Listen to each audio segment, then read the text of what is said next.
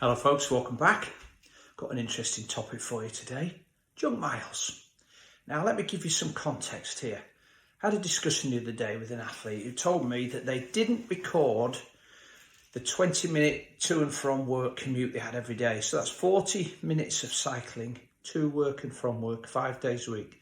That's 200 minutes of cycling. That's almost 3.5 hours of time on the bike. In addition to the Swift sessions they do and the group ride at the weekend. That's quite a lot of extra, maybe 40-50% in some cases, extra volume to their training.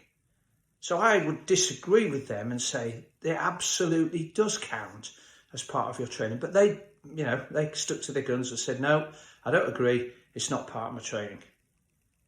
And then we got onto the concept of miles because that's what they called it. So I don't think there's any such thing as junk mileage. Any activity that you do has useful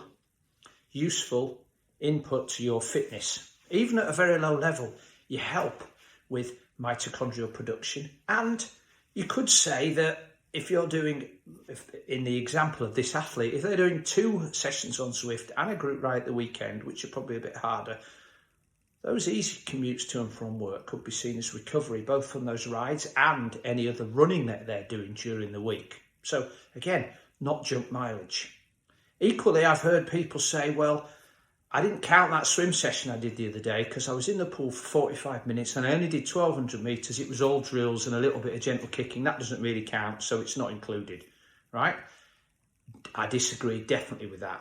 Now, if they just were aimlessly splashing up and down the pool, not really thinking about what they're doing, yeah, maybe it was junk mileage or junk meterage, but you could use those meters very effectively to improve your technique, to improve your catch, your position in the water, your effectiveness of your kicking, your reduction of drag.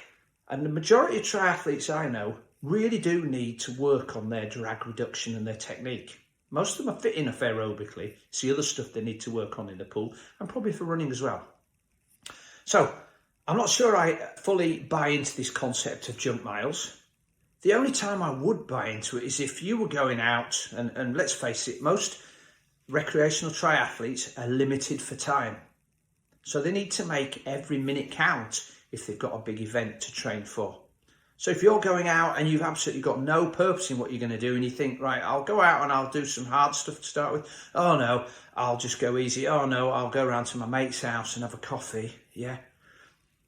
Maybe you're wasting some of the time that you could be putting to better use. So that might be junk mileage. But if you've got a purpose for every single session, and that could be even the riding to work, then sure, it's not junk mileage. And on that note, going back to the beginning of the riding to work and back, there's a lot of stuff you can do in those 20 minutes, which is useful. To start with, you could use it as a recovery session. Just turn the pedals at a high cadence, relatively low gear, and just get some blood flow, ready for a harder run session later on in the day or a harder Zwift session.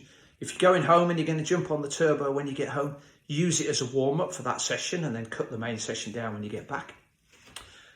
You could use it to focus on your pedalling cadence if it's a flat ride. And if you are going downhill to work generally or with a tailwind, yeah, sure, that's a bit of a warm-up for your day, just to wake up from your sleep and get moving. But on the way back, you're riding uphill. So there's a reasonable amount of work there. So you could put the bike into a big gear, really pedal at a low cadence and work on some strength. All the while focusing on the position that you have and the efficiency with which you sit on that bike. So I don't agree with junk miles. I'd be really interested to hear what you think about this. So feel free to drop me a line and maybe we can continue the debate. Or you can post on my Facebook page with a yes or a no. All right, that's it for this time. Thanks for watching. I'll try and come back with another interesting debate topic on the next video.